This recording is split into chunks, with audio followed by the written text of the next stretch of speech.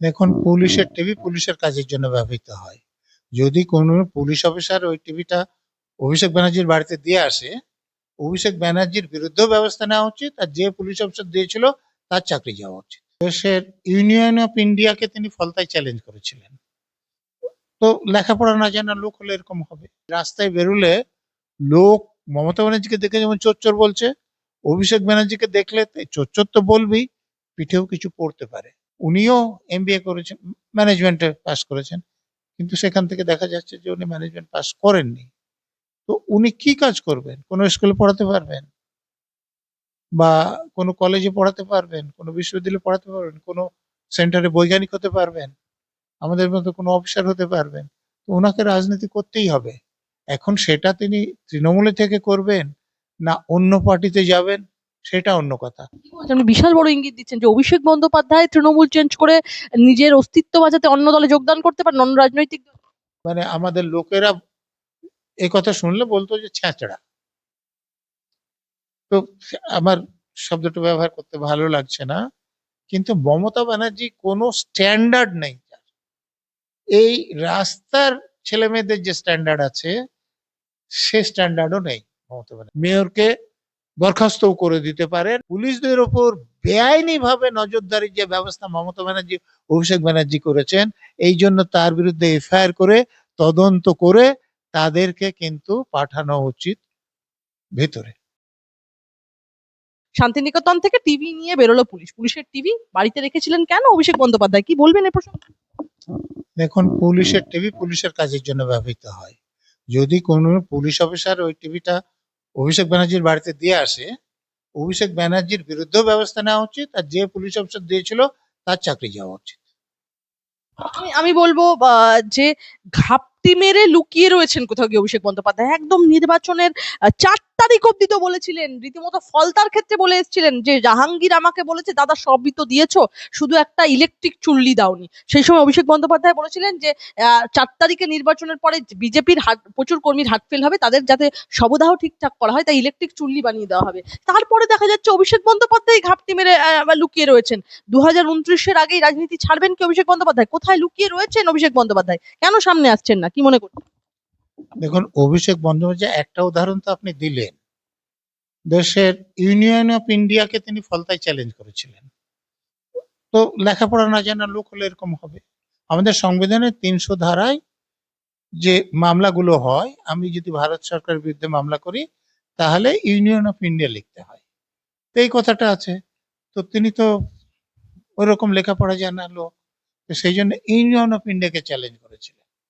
তো তারপরে দেশের স্বরাষ্ট্রমন্ত্রীকে চ্যালেঞ্জ করে বলেছিলেন যে যদি বুকের পাটা থাকে, সৎসাহস থাকে, তাহলে 4 তারিখে 12টার পরে যেত এখানে উপস্থিত থাকে।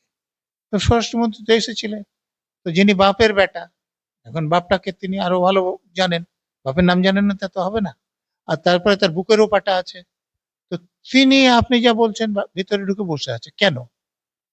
তার পিসি বলেছে যে ভোটের ফল বেরোবে, বিজেপি কর্পূরের মতো উড়ে যাবে, আর যারা বিজেপি করে তাদেরকে পিঠে লেখা বিজ্ঞাপন দিতে হবে যে আমি বিজেপি করি না। তিনি আরো বলেছিলেন যে তৃণমূল হারতেই পারে না, আমরা জিতে বসে আছি, এই ফল যখন বেরোবে তখন সব দুর্মুষ করব। দুর্মুষ কাকে করা বলে আপনি জানেন? তো এখন পিসি, তিনি মাসিও বটে অভিষেকের, মাসি পিসি, এবং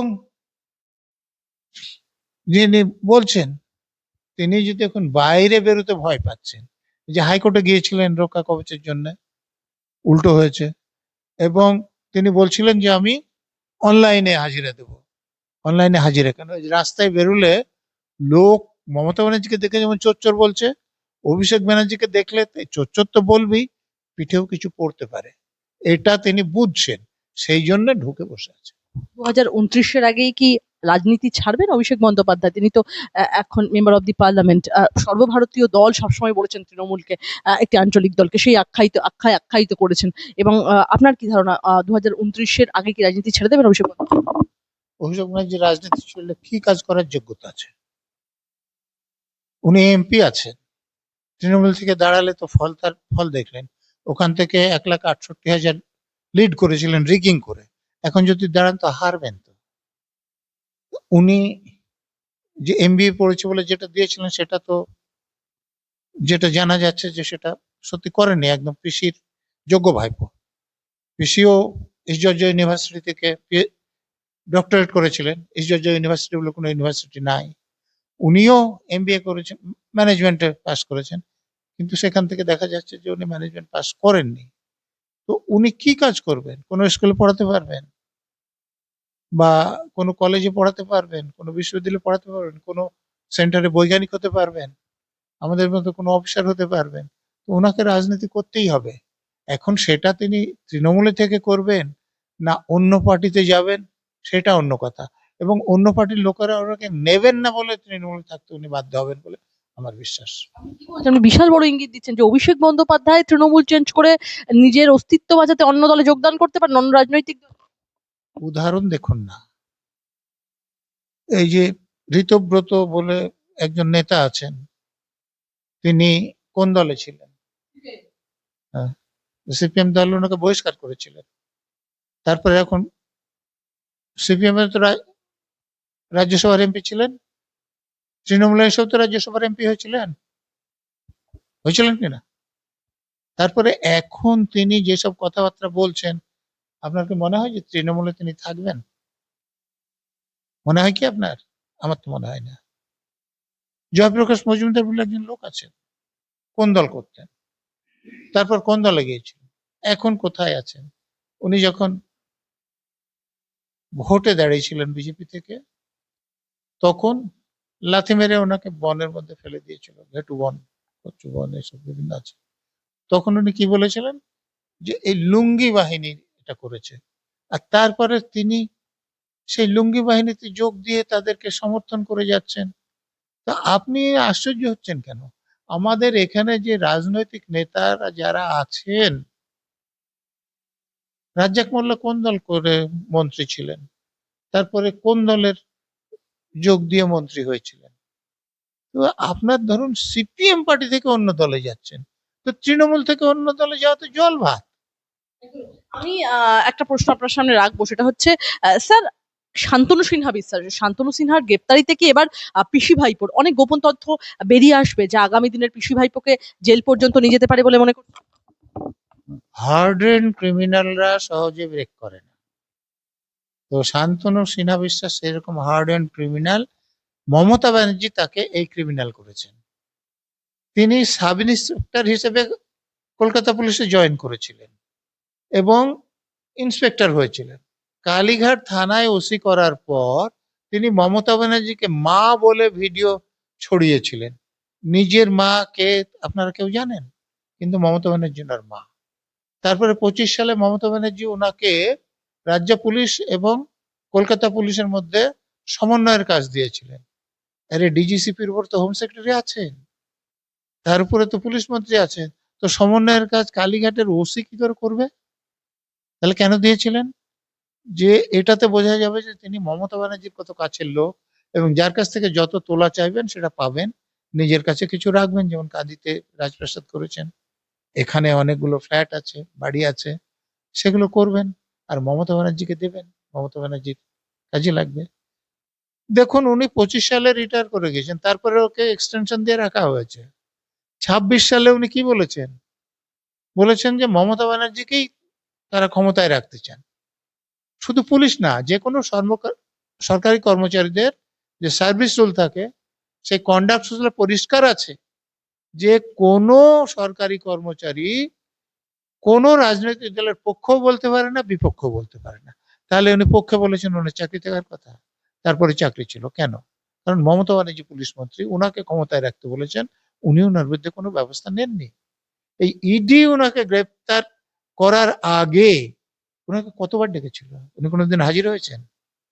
সরকারি কর্মচারী একটা তদন্তকারী সংস্থা ডেকে পাঠাচ্ছে, উনি কোনো না কোনো অজুহাত দিয়ে যাচ্ছেন না। তারপরে ভোটের যখন রেজাল্ট আউট হলো, উনি বেপাত্তা, তাকে আর খোঁজ করেই পাওয়া যাচ্ছে না। ওনার বিরুদ্ধে লুক আউট নোটিশ জারি হয়েছিল, আপনি কি জানেন?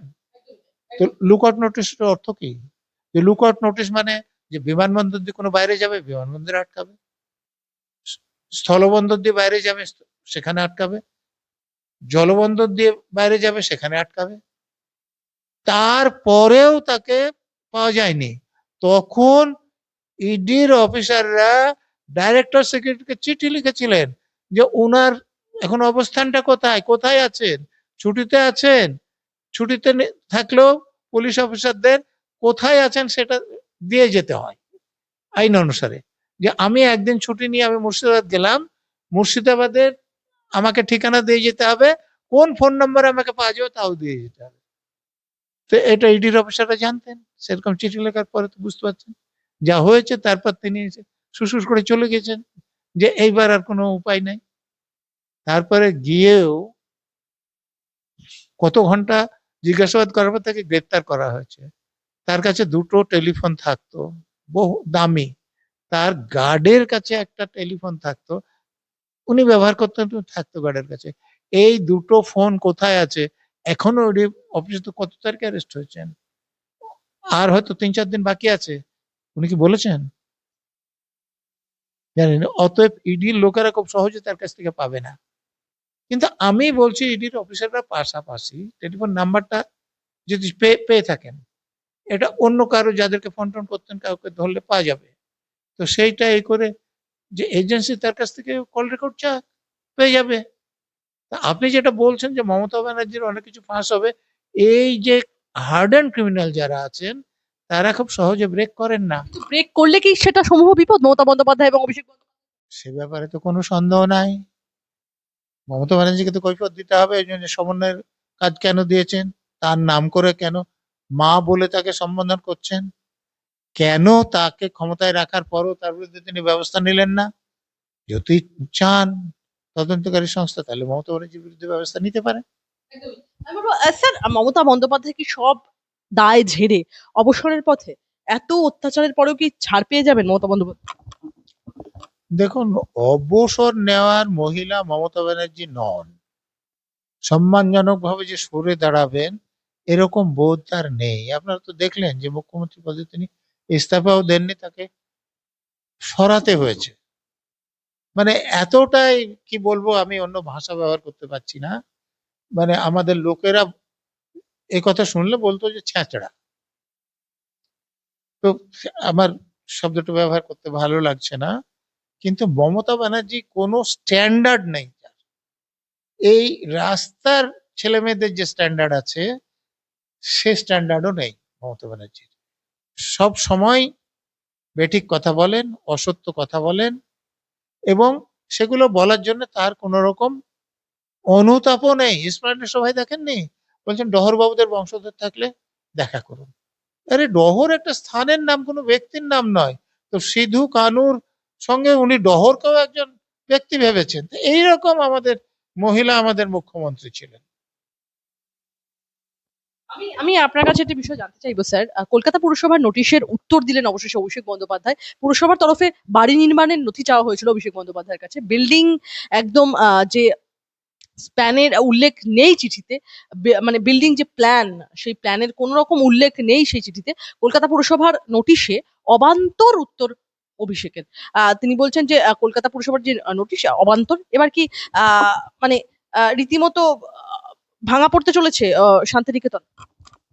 দেখুন, আইন অনুসারে যদি অনুমতি না নিয়ে যে অংশ বা পুরো অংশ হলে পুরো অংশ নির্মাণ করেছেন, সেটা তো পুরসভা ভাঙতেই পারে।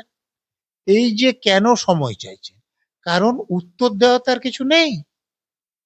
সেই জন্য যতটা সময় নষ্ট করা যায় এর মধ্যে কাউকে ধরে করে যদি কোনো, প্রথমে তো অভিষেক বন্দ্যোপাধ্যায় সুর চড়াও করে বলেছিলেন যে তাহলে কলকাতা পুরসভাকে মানে রীতিমতো সমস্ত তথ্যের হিসাব দিতে হবে। তারপরে তিনি তারা আগে তার চিঠির জবাব দিন, তারপরে তিনি তথ্য পাঠাবেন। তারপরে হঠাৎ আইনজীবী দিয়ে এরকম সুরটা নরম হলো কি করে অভিষেক?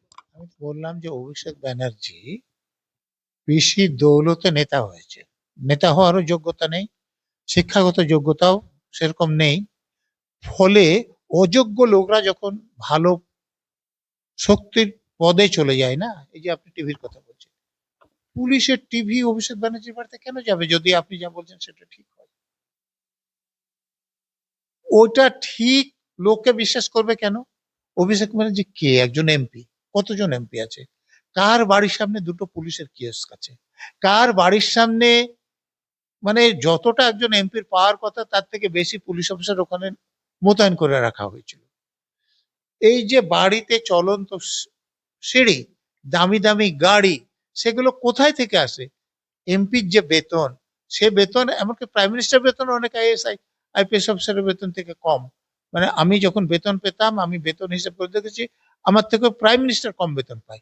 তাহলে অভিষেক ব্যানার্জি তো তার থেকে বেশি বেশি বেতন পান না। তা আমার পক্ষে কি অভিষেক ব্যানার্জি যে বাড়ি তৈরি করেছে তৈরি করা সম্ভব? না যেসব গাড়ি ব্যবহার করেন কেনা সম্ভব? তো তার মানে উনি এই যে বাড়ি তৈরি করেছেন বা গাড়ি ব্যবহার করেন, যেসব সম্পত্তি ওনার আছে, সেই সম্পত্তি তো বৈধ টাকায় নয়, অবৈধ টাকা, তোলামানির টাকায়, কাটমানির টাকায়, কমিশনের টাকায়, জবরদস্তির টাকায়। একদম ভাই 20 দিন পরে নির্বাচন মিটে গিয়েছে, ফলাফল 20 দিন পরে ফেসবুক লাইভে মুখ খুললেন মমতা বন্দ্যোপাধ্যায়, প্রাক্তন মুখ্যমন্ত্রী, তৃণমূল সুপ্রিমো। তিনি বলছেন, আমি কোট আনকোট বলবো, স্যার মমতা বন্দ্যোপাধ্যায় বলছেন 220 থেকে 230টা আসন পাওয়ার কথা ছিল তৃণমূলের। তিনি বলছেন এটা কি সত্যি নির্বাচন হয়েছে নাকি প্রহসন হয়েছে? জাতীয় নির্বাচন কমিশন ডেটা হ্যাকিং করেছে, আমাদের কাছে খবর আছে। এরকমও কি সম্ভব নাকি? ওনার কাছে তো সবকিছু খবর থাকে। এটাও খবর ছিল যে ডহর বাবু একজন লোক ছিলেন, ওনার কাছে এটাও খবর ছিল যে গান্ধীজি যখন অনশন করেছিলেন, রবীন্দ্রনাথ তার 6-7 বছর আগে মারা গেছেন 1941 সালে। উনি রবীন্দ্রনাথকে দিয়ে গান্ধীজিকে ফলের রস খাইয়ে অনশন ভাঙিয়েছিলেন। দেখুন রামমোহন রায় মারা গিয়েছিলেন 1833 খ্রিস্টাব্দে, আর আমাদের বিধানসভা তৈরি হয়েছিল 1950 খ্রিস্টাব্দে। উনি রামমোহন রায়কে দিয়ে, ওনার কাছে খবর না থাকলে করিয়েছেন কি করে? এই সতীদাহের উপর আইন উনি বিধানসভায় পাশ করিয়ে নিয়েছেন। দেখুন উনি শেক্সপিয়ার, কিটস এবং রবীন্দ্রনাথকে একসঙ্গে সাহিত্য আলোচনায় বসিয়েছেন। কিন্তু এই তিনজন ব্যক্তির মধ্যে দুজনও কখনো একসঙ্গে পৃথিবীতে বেঁচে ছিলেন না। তো ওনার ক্ষমতা অসীম। উনি যা খুশি তাই বলতে পারেন, ওনার যা সুবিধা হবে বলতে পারেন। তা এখন যা বলেছেন সেটা ওইসব কারবারের থেকে বেশি কিছু না। মমতা বন্দ্যোপাধ্যায় দাবি, যদি খবরই থাকে ইলেকশন পিটিশন ফাইল করুন না হাইকোর্টে। নির্বাচনে আইনে তো সেটাই বলছে। উনি তো নন্দীগ্রামে শুভেন্দু অধিকারীর বিরুদ্ধে ইলেকশন পিটিশন ফাইল করেছেন, তো সে মামলার এখনো রায় বেরোয়নি কেন? উনি যদি শুভেন্দু অধিকারী উনাকে জালিয়াতি করে হারিয়েছিল, তো উনি তো ইলেকশন পিটিশন ফাইল করেছিলেন, তো সেই ইলেকশন পিটিশনের রায় আমরা এখনো জানি না কেন? উনি তো ভবানীপুরে হেরেছেন, বলছেন হারিয়েছেন, ইলেকশন পিটিশন ফাইল করুন না, আইনে তো আছে সেই অধিকার। তো উনি তো ওই সামলাপুরে কোর্টেও চলে যান, তো গিয়ে সামলাপুরে গিয়ে আর্গুমেন্ট করবেন যে আমাকে দেখো হারিয়েছেন, আমাকে জেতান। কে বাধা দিয়েছে ওনাকে? মানা করেছে কেউ? আগামীতে কি Mamata Bandyopadhyay election petition file করবে বলে আপনার ধারণা? আরে ইলেকশন পিটিশন ফাইল তো কোর্টে এরকম ভাবে ফেসবুকে বলে দিল কি এক্স হ্যান্ডেলে বলে দিল হয়ে গেল না। ওখানে বললে প্রমাণটা দিতে হয়। তো প্রমাণ দেওয়ার ক্ষমতা মমতা ব্যানার্জি থাকলে ওনার তো কল্যাণ ব্যানার্জি মতন আইনজীবী আছে, ফাইল করে দিতেন এতদিনে। একদমই। স্যার আমি বলবো, মমতা বন্দ্যোপাধ্যায় দাবি করছেন যে ইভিএম এর মেশিনের রিপোর্ট চাই আমাদের, উপরওয়ালা দেখছে। আপনি বাংলাকে লুট করেছেন, বিজেপির উদ্দেশ্যে তার বক্তব্য। আপনার দিল্লি চলে যাবে, প্রধানমন্ত্রীর উদ্দেশ্যে তিনি বলছেন আপনার দিল্লি চলে যাবে। তিনি এক প্রকার অভিশাপ দিলেন, কি বলবেন? মমতা ব্যানার্জি অভিশাপ দিলে সেটা আশীর্বাদ স্বরূপ নিতে হবে, কারণ তিনি একজন জালি মহিলা, অপরাধী মহিলা। তো তারা যদি কাউকে অভিশাপ দেন তাহলে সেটা আশীর্বাদ। প্রধানমন্ত্রীর উদ্দেশ্যে মমতা বন্দ্যোপাধ্যায়ের মন্তব্য ছিল যে প্রধানমন্ত্রী একটা উত্তর দেবেন, বিদেশে ঘুরে বেড়াচ্ছেন, কত জ্বালানি খরচ হচ্ছে, দেশের অর্থনীতি ঝুঁকছে, আপনি চকলেট উপহার দিচ্ছেন। ইতালির প্রধান জর্জিয়া মেলোনিকে চকলেট না দিয়ে বাচ্চাদের দেওয়ার পরামর্শ দিচ্ছেন মমতা বন্দ্যোপাধ্যায়। অবশ্য এসব জিনিস আপনি ভালোবাসেন বলছেন মমতা বন্দ্যোপাধ্যায় প্রধানমন্ত্রীকে উদ্দেশ্য করে। তারপরে বলছেন আমরা সবটাই জানি, আমরা ব্যক্তিগত পরিসরে ঢুকি না। মেলোনিকে দেওয়া মেলোডি চকলেট উপহার নিয়ে একদম আহ আক্রমণ শানালেন প্রাক্তন মুখ্যমন্ত্রী মমতা বন্দ্যোপাধ্যায়। ব্যক্তিগত পরিসরে না ঢুকেও আমি বলছি, আপনি স্পেনে গিয়েছিলেন কাদেরকে সঙ্গে নিয়ে? অভিষেক ব্যানার্জিকে স্পেনে গিয়ে কোনো ঘোষণা করতে গেল যে তিনি লগ্নি করবেন। অভিষেক ব্যানার্জি কলকাতায় থাকেন, আপনিও কলকাতা থাকেন। তো অভিষেক ব্যানার্জি কলকাতায় আপনার অফিসে এসে বলতে পারলেন স্পেনে যেতে হলো কেন? আর পেনে গিয়ে যেটা প্রতিশ্রুতি দিলেন সেটা কোথায় লগ্নি হয়েছে আপনি একটু জানান। আপনি যে তো শিল্প মিটিং করেন, বিজনেস সামিট করেন, কত কোটি টাকা খরচ হয়েছে দেশের লোক জানতে চায়। রাজ্যের নাগরিক হিসেবে আমিও, আমি জানাবো কেন? আরে নাগরিক হিসেবে আমাদের জানার অধিকার আছে। তো আপনি জানান যে আপনি এই যে কোটি কোটি টাকা খরচ করে সামিট করেছেন তাতে ক পয়সার লগ্নি এখানে হয়েছে। তো আপনি অন্যকে বলতে যাওয়ার আগে কাঁচের ঘরে বসে থেকে অন্যের দিকে ঢিল ছুড়লে ওই ঢিল আপনার ঘরে যখন এসে লাগবে তখন কি হবে আপনি জানেন। তো চুরচুর হয়ে যাবে। কালীঘাট চুরচুর হয়ে যাবে। তো কালীঘাট তো হতে শুরু করেছে, পুলিশের লোক গিয়ে টিভি নিয়ে যাচ্ছে, স্ক্যানার নিয়ে যাচ্ছে। স্ক্যানার যদি অভিষেক ব্যানার্জির বাবার বা নিজের বা পিসির হতো তাহলে পুলিশের লোক নিয়ে যেতে পারতো।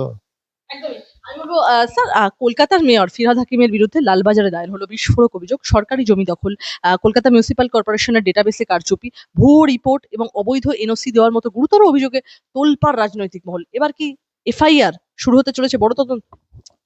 দেখুন, ফিরহাদ হাকিমের যেসব কথাগুলো উনি বলেছেন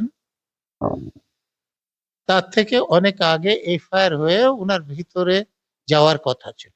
আমি দুটো একটা উদাহরণ দিচ্ছি। তিনি বললেন যে যারা মুসলমান হয়ে জন্মায়নি তারা অভিশপ্ত। ঠিক আছে, তো অভিশাপটা কি করে শেষ হবে? তাদেরকে দাওয়াতে ইসলাম দিয়ে মুসলমান করে অভিশাপটা শেষ হবে। আমার খবর যদি ঠিক থাকে, এটা ঠিক হওয়ার কথা। মানে অভিষেক ব্যানার্জির সামনাসামনি আমার সামনে আপনি বলেছিলেন যে আমার বাবা বিহারের লোক, উর্দু স্পিকিং মুসলমান, আমার, হ্যাঁ ফিরহাদ হাকিম নিজে বলেছিলেন, এবং আমার মা এখানে বাঙালি হিন্দু। তাহলে উনার মা কি অভিশপ্ত ছিলেন?